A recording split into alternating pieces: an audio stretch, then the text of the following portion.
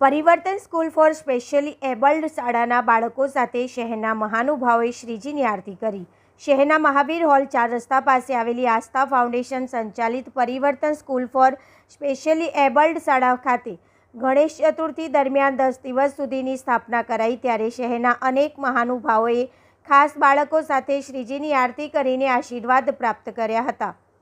જે વિશે માહિતી આપતા સંસ્થાના રેણુકાબેન પંચાલ અને ફાલ્ગુનીબેન રાઠવાએ જણાવ્યું હતું કે વર્ષ 2010થી સંસ્થામાં 20 તાલીમબદ્ધ શિક્ષકો દ્વારા 110 જેટલા મનોદિવ્યાંગ બાળકોની સંભાળ લેવાય છે। આ સાથે વર્ષ દરમિયાન બાળકો સાથે પ્રત્યેક તહેવારોની ઉત્સાહભેર ઉજવણી પણ કરાય છે। હાલમાં ગણેશ ઉત્સવ ચાલી રહ્યો છે, ત્યારે વાઘોડિયા રોડ ખાતે આવેલી ન્યૂ હેવન શાળાના આચાર્ય ભાવેશ ભટ્ટ, એડવોકેટ પ્રીત શાહ, બરોડા યુથ ફેડરેશનના ફાઉન્ડર રૂકમિલ શાહ સાથે ICMAIની બરોડા ચેપ્ટરના ચેરપર્સન CMA અમૃતા વ્યાસ અને ટ્રેઝરર CFA CMA મોહિત નાગદેવ સાથે બડોદેકર બંધુ ન્યૂઝના તંત્રી સચિન દેવરે ખાસ ઉપસ્થિત રહીને શ્રીજીની આરતી અને પૂજા અર્ચના કરી હતી। આસ્થા ફાઉન્ડેશન સંચાલિત પરિવર્તન સ્કૂલ છેલ્લા 15 વર્ષથી કાર્યરત છે। આજે ગણેશ ઉત્સવ નિમિત્તે ન્યૂ હેવન સ્કૂલના પ્રિન્સિપાલ ભાવેશ સરને અમે લોકોએ આરતી કરવા માટે બોલાવ્યા હતા અને 50થી વધારે બાળકો આરતીમાં ભાગ લીધો હતો।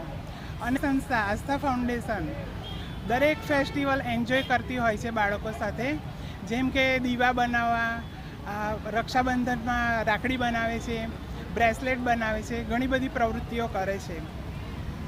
આ બાળકો મેન્ટલી રિટાયર્ડ છે, મનોદિવ્યાંગ બાળકો છે। હું રેણુકાબેન પંચાલ, આસ્થા ફાઉન્ડેશનના પ્રેસિડેન્ટ છું। મદનભાઈના આસ્થા ફાઉન્ડેશન દ્વારા સંચાલિત પરિવર્તન સ્કૂલ ફોર સ્પેશિયલી એબલ્ડ દ્વારા વિદ્યાર્થીઓએ અહીંયા આગળ જે ગણેશની સ્થાપના કરી છે। રોજ ગણેશજીની આરતી થાય છે, થાળ થાય છે અને ભગવાનની ભક્તિ થાય છે। બહુ સરસ વાત છે અને આ બાળકોને જીવનમાં કંઈક પ્રેરણા મળે, જીવનમાં કંઈક સારું કરે અને એમની મુશ્કેલીઓમાંથી એ લોકો બહાર આવે તેવી ભગવાનની પણ શુભેચ્છા છે। અમે પણ શુભેચ્છા આપીએ છીએ મદનભાઈને આવા સારા સારા કામ કરવાની ભગવાન પ્રેરણા આપે। આ સિવાય પણ એ બહુ જ સારા સારા અને સમાજ સેવાના કાર્યો કરે છે। આવા કાર્યો કરવાની પ્રેરણા મદનભાઈ દ્વારા સમાજને મળે છે અને સમાજના વધુને વધુ લોકો આમાં જોડાય તેવી મારી ખાસ ઈચ્છા છે। જય ગણેશ। હું Bhavesh Bhatt, principal New Haven વિદ્યાલય।